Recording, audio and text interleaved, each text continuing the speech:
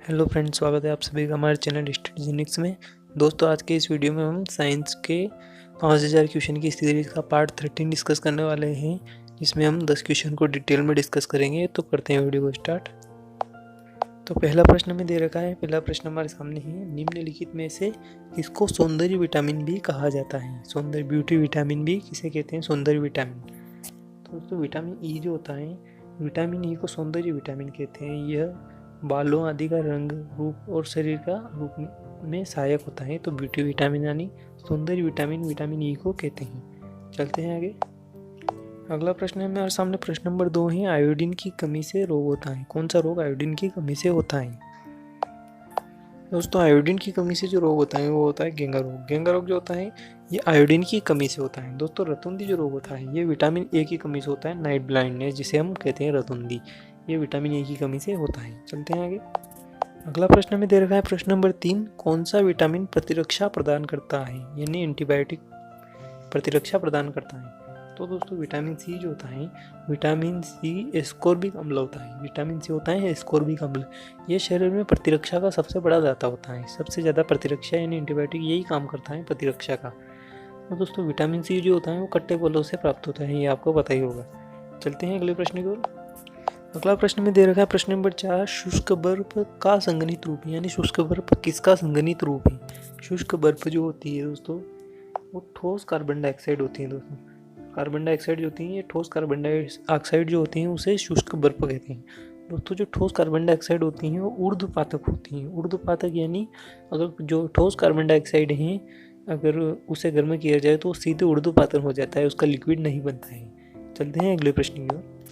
अगला प्रश्न हमारे सामने है, प्रश्न नंबर 5, निम्न में से कौन सी सबसे हल्की धातु है? इन सब में से सबसे हल्की धातु कौन सी है? तो दोस्तों, लिथियम जो है, ये परमाणु क्रमांक होता है इसका 3। जो लिथियम जो है ये सबसे हल्की धातु होती है। प्रकृति की सबसे हल्की धातु होती है लिथियम। और सबसे कम घनत्व वाली भी ठोस पदार्थ यही होती है। ये क्षार धातु होती है। तो क्षार धातुओं के समूह का तत्व है। अगर दोस्तों लिथियम को हम हवा में रख दें तो ये ऑक्सीजन से क्रिया करके जल जाता है। दोस्तों, जल जाता है, ऑक्सीजन से क्रिया करके जल जाता है, यानी आग पकड़ लेता है ये लिथियम। इसलिए इसे खुली हवा में नहीं रखा जाता है। चलते हैं आगे। अगला प्रश्न है हमारे सामने, प्रश्न नंबर 6 है दोस्तों, कौन सा यौगिक मलेरिया रोधी दवा में प्रयोग किया जाता है? इन सब में से मलेरिया की दवा में कौन सा यौगिक प्रयोग किया जाता है?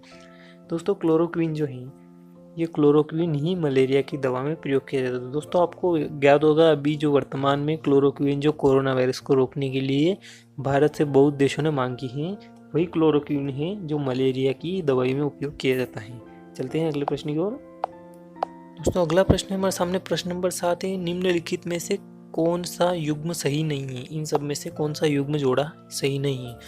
विद्युत धारा फेरेड, यानी विद्युत धारा का मात्रा फेरोड होता है, ये सही है। प्रेरण का हेनरी होता है, ये भी सही है। ऊर्जा का जूल होता है, ये भी सही है दोस्तों। लेकिन चुंबकीय प्रेरण का डेसिबल नहीं होता है।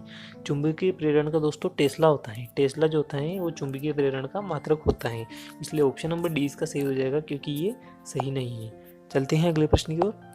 अगला प्रश्न हमारे सामने, प्रश्न नंबर 8, एक आदर्श वोल्ट मीटर का प्रतिरोध कितना होता है?